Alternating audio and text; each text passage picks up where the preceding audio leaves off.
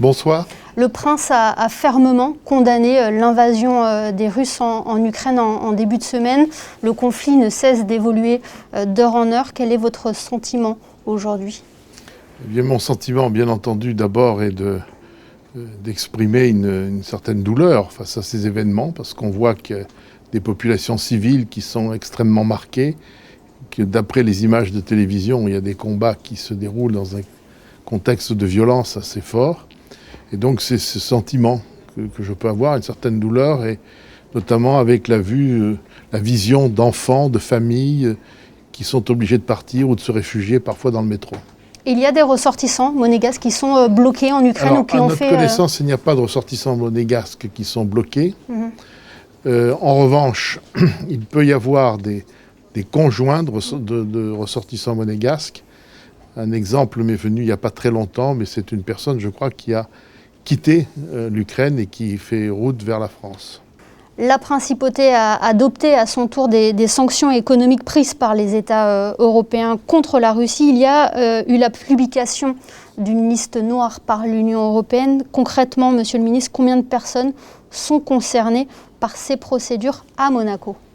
Alors d'abord, ces listes sont publiées à Monaco et sont mises en œuvre parce que, en raison de nos engagements internationaux, nous sommes tenus de mettre en œuvre les décisions de l'Union européenne en ce qui concerne ces gels de fonds. Donc il y aura un certain nombre de noms qui ont été diffusés, il y en aura certainement encore d'autres.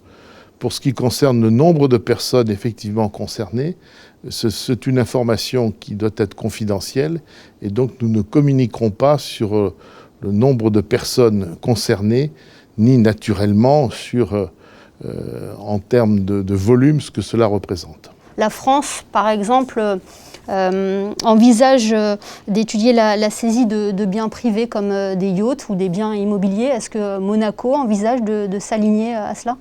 Alors pour l'instant, ce que met en œuvre Monaco, c'est le gel des fonds, c'est-à-dire des dépôts en banque.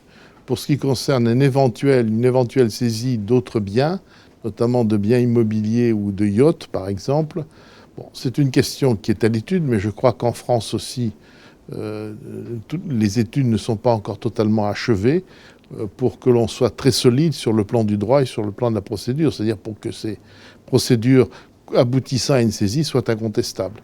Donc c'est quelque chose qui peut être étudié, mais pour laquelle il n'y a pas de réponse définitive aujourd'hui.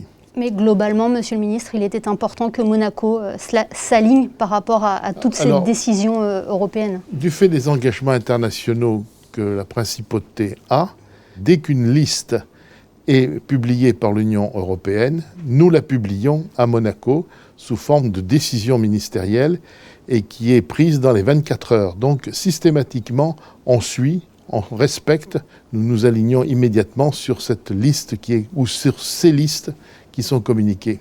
Et est-ce que ce conflit en Ukraine peut avoir un impact sur la principauté ? Quels sont les types d'échanges que nous entretenons avec la Russie ? Pour l'instant, le commerce extérieur avec la Russie est très limité, tant en ce qui concerne les importations que les exportations. Pour le reste, il est très prématuré de dire quelles seront les conséquences, quel sera l'impact économique de cette guerre. Ce que nous savons, c'est que tout dépend de la durée des événements.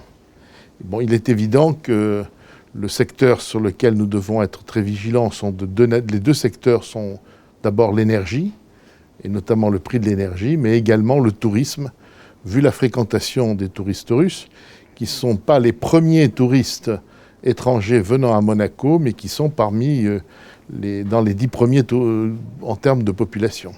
Alors cette guerre en Ukraine ne doit pas faire oublier une autre crise qui est la pandémie de coronavirus. Les indicateurs sont plutôt encourageants en principauté, mais la vigilance doit être toujours de mise.